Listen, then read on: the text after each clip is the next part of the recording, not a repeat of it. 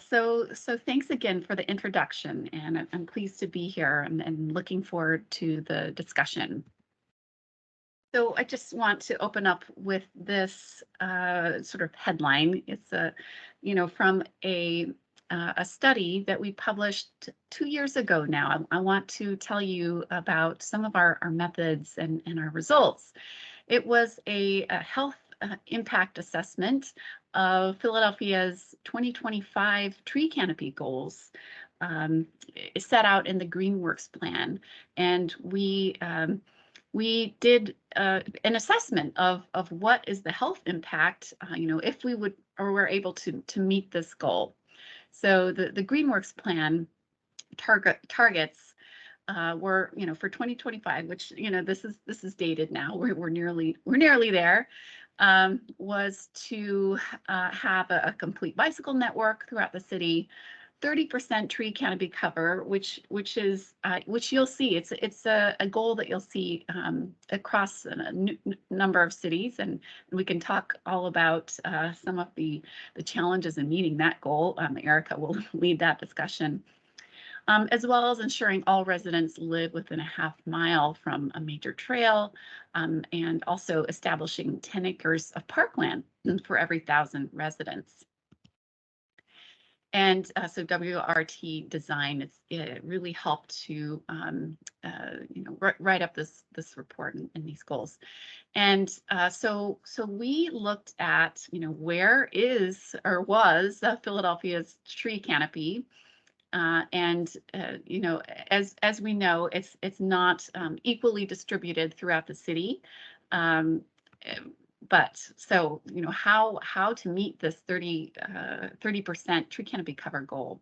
So much of it is converting impervious surfaces, so buildings, streets, sidewalks, to green space, impervious surfaces. So I'm sorry, pervious, right? Through stormwater management, through tree planting, and so many other things, which Erica will describe for you. So we conducted a health impact assessment of this goal, and we had a recent meta-analysis that had just been conducted and published by David Rojas. And so he did a meta-analysis of existing epidemiological studies that linked exposure to green space. So how green is your environment surrounding your home for around 8 million people living in 7 different countries, and relationship to premature mortality, basically. So what they published was what we call a risk ratio. So for every incremental increase in greenness of the residential environment, what is the associated reduced risk of premature mortality. And so basically we had a fraction there, a ratio that we could apply to every neighborhood of Philadelphia, given the changes in tree canopy cover that we might see with meeting this policy goal. So we actually applied this rate to 3 different scenarios, and one is what we called that ambitious increase, so up to the 30% goal.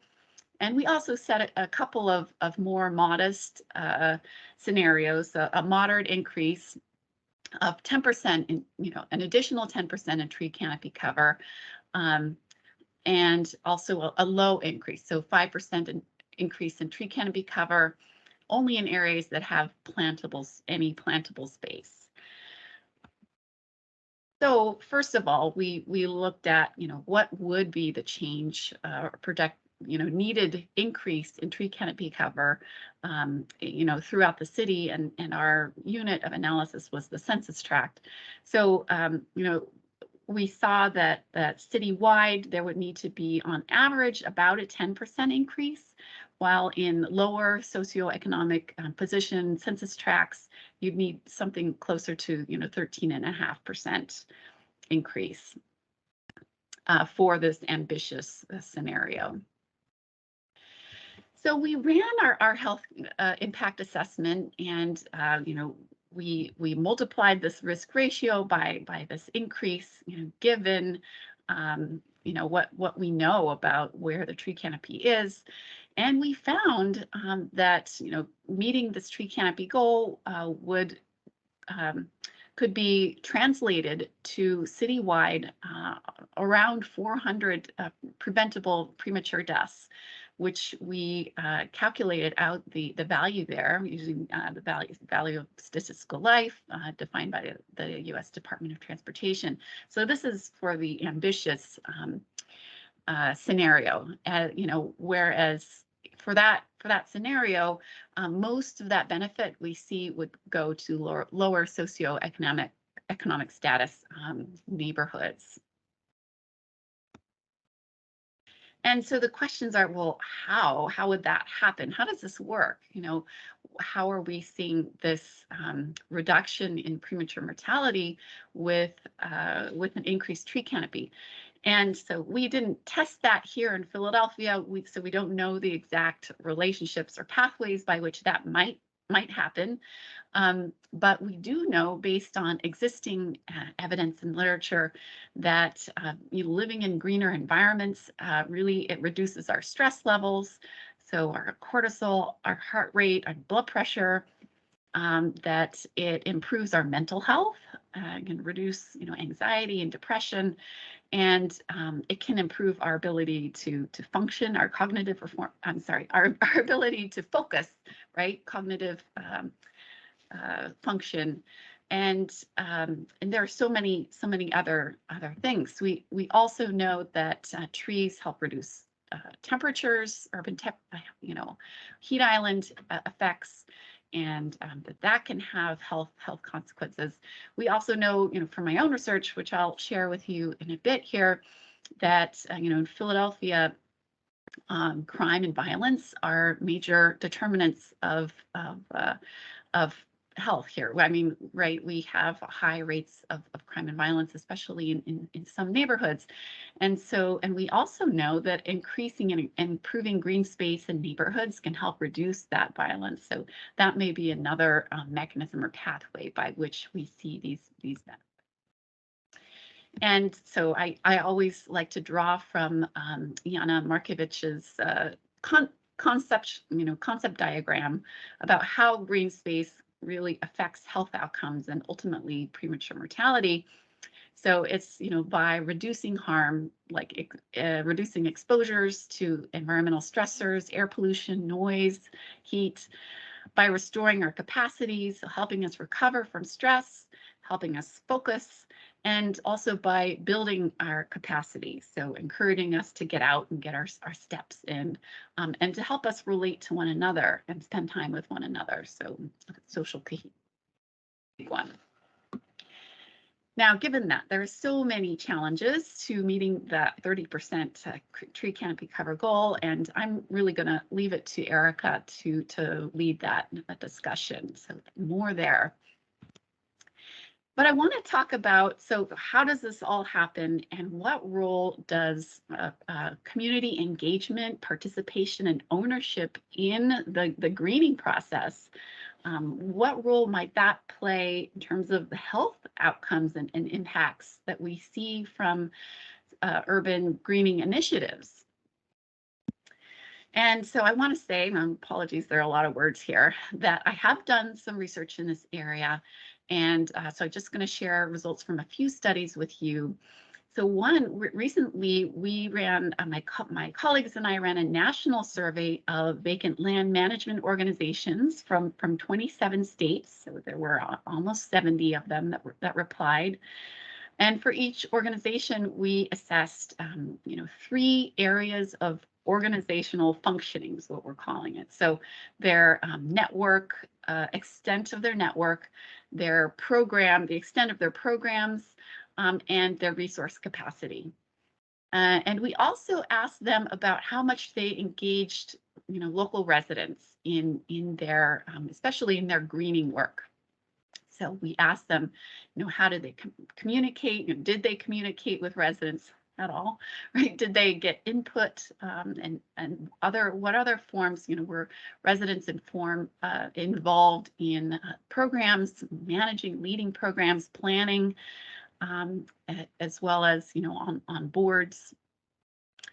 And so what we found actually that, of course, you might suspect this, that less intensive engagement forms were most frequent. So, for example, just taking input from residents, and having that, inform greening, planning, programmatic areas.